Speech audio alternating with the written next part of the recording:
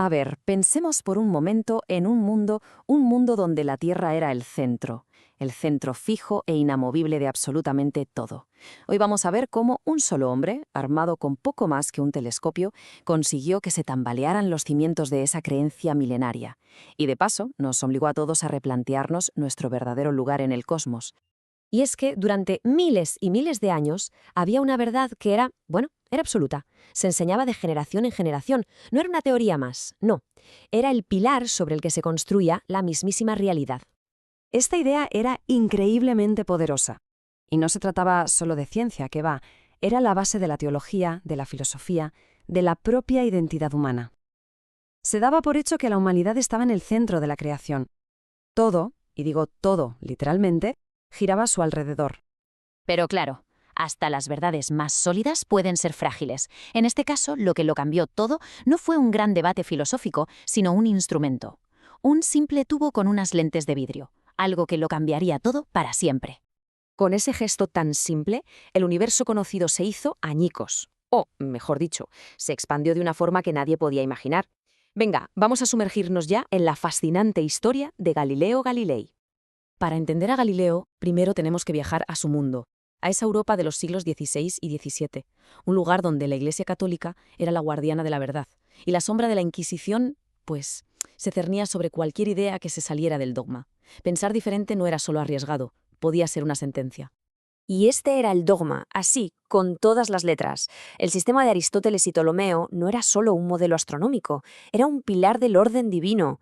Se creía que los cielos eran perfectos, eternos, y que la Tierra, en cambio, era corrupta e imperfecta. Cuestionar esto, por tanto, era mucho más que un desacuerdo científico, era desafiar a la mismísima autoridad divina.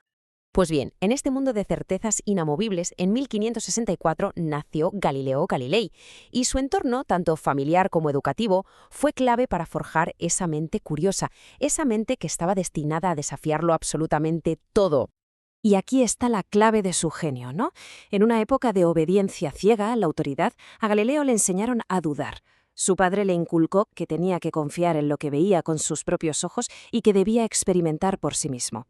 Esa lección fue el faro que guió toda su vida. Esto de aquí es la visualización perfecta de la revolución que se estaba cociendo. Por un lado, el pensamiento antiguo, anclado en la autoridad de textos milenarios y en la teología. Y por otro, el método de Galileo, experimentación, matemáticas y, sobre todo, observación directa. Un cambio de paradigma brutal, donde la evidencia se imponía por fin a la tradición. El punto de inflexión llegó en 1609. Galileo, que estaba intrigado por los rumores de un cristal espía que venía de Holanda, no solo lo recreó, sino que lo mejoró, y mucho. Y entonces, en un acto de una audacia tremenda, tomó la decisión que iba a redefinir nuestro universo. Apuntó su telescopio hacia el cielo. Y lo que vio fue un golpe demoledor para el viejo modelo. La Luna, que se suponía que era una esfera perfecta, pues resultó que tenía montañas y cráteres. El Sol, supuestamente inmutable, tenía manchas que iban cambiando. El descubrimiento de 4 lunas orbitando Júpiter demostraba que no todo giraba en torno a la Tierra. Y la estocada final, la prueba definitiva, fue ver que Venus tenía fases, exactamente igual que nuestra Luna. Una prueba irrefutable de que Venus giraba alrededor del Sol. Cada nueva observación era un clavo más en el ataúd del modelo geocéntrico. La evidencia era abrumadora, es que era innegable. El universo que la humanidad había imaginado durante miles de años se estaba desmoronando delante de sus propios ojos. Sus descubrimientos, por sí solos, ya eran una ofensa para el orden establecido, pero fue la personalidad de Galileo, combativa y sarcástica, la que convirtió un debate científico en un enfrentamiento personal con las más altas esferas del poder. Es que no sabía, o más bien no quería, callarse. Galileo no era precisamente un diplomático. Era un genio, sí, pero también un polemista implacable. Su pluma era tan afilada como su mente, y no dudaba en ridiculizar a quienes se negaban a mirar por su telescopio. Y su confianza, que muchos veían como pura arrogancia, le hizo ganar enemigos muy, muy poderosos. Y este fue el punto de no retorno. En su diálogo, el personaje que defendía el modelo antiguo se llamaba Simplicio, un nombre que, claro, sonaba a simple.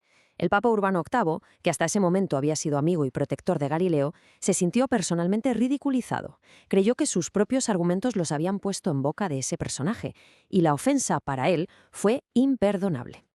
Y así, el escenario estaba listo para el gran enfrentamiento. Un científico ya anciano y enfermo, armado solo con sus observaciones, contra la institución más poderosa del mundo occidental. Ya no era solo Galileo quien estaba en el banquillo, era la propia verdad la que estaba siendo juzgada. El choque era inevitable. Primero, en 1616, una advertencia de la Iglesia. 16 años después, en 1632, la publicación de su diálogo fue un desafío directo, a la cara. Y en 1633 llegó la consecuencia que todos esperaban, el juicio en Roma. El destino de Galileo estaba ya sellado. Sometido a una presión brutal y bajo la amenaza de la tortura, Galileo, con casi 70 años, abjuró. Se retractó, renunció públicamente a la verdad que había descubierto. Pero la leyenda, que seguramente no es cierta, pero es potentísima, nos ha dejado una frase que encapsula su espíritu indomable. Dicen que al levantarse murmuró para sí, «Eppur si muove», y sin embargo se mueve. Un susurro de desafío que resonaría durante siglos. Ante el tribunal de la Inquisición, Galileo fue derrotado. Pero en el tribunal de la historia, su victoria fue aplastante. Vamos a ver ahora cómo se forjó el legado imperecedero de este gigante de la ciencia. Y aquí la historia nos regala una de sus coincidencias más poéticas. Galileo murió bajo arresto domiciliario en 1642, el mismísimo año en que nacía Isaac Newton. El trabajo de Galileo sobre el movimiento sentaría las bases sobre las que Newton construiría su enorme edificio de la física moderna. La antorcha del conocimiento había pasado de una mano a otra. Porque el legado más profundo de Galileo va mucho más allá de sus descubrimientos. Su verdadera revolución fue de método. Nos dejó los pilares de la ciencia moderna. Primero, observar sistemáticamente. Segundo, describir lo que ves con el lenguaje preciso de las matemáticas. Y tercero, y esto es crucial, separar las conclusiones de la autoridad. La evidencia se convertía, por fin, en el único juez. Esta cita que se le atribuye resume a la perfección su filosofía. Él no quería imponer su verdad, sino invitar a la gente a mirar por el telescopio y a descubrirla por sí misma. Su objetivo era dar las herramientas para que la razón y la observación guiaran el camino hacia el conocimiento. La historia de Galileo no solo movió la Tierra de su pedestal, sacudió los cimientos de la autoridad. Y nos deja una pregunta que sigue resonando hoy. Su lucha fue contra el dogma de su época. ¿Cuáles son los dogmas de nuestro presente?